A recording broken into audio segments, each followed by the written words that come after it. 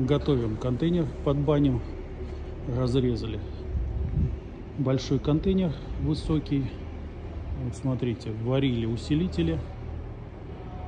Усилитель у нас из толстого профиля квадратного 80 на 80.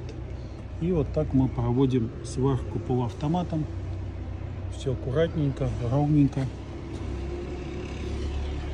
Ничем не отличишь от заводского.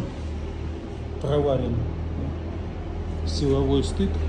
И вот здесь начали уже укладывать и дополнять фанеру заводскую. Вот сейчас обрежут вот эти два листа, и контейнер будет закрыт. Нужно обязательно проверять диагонали перед тем, как резать контейнер и его зафиксировать, чтобы рамка была очень ровная.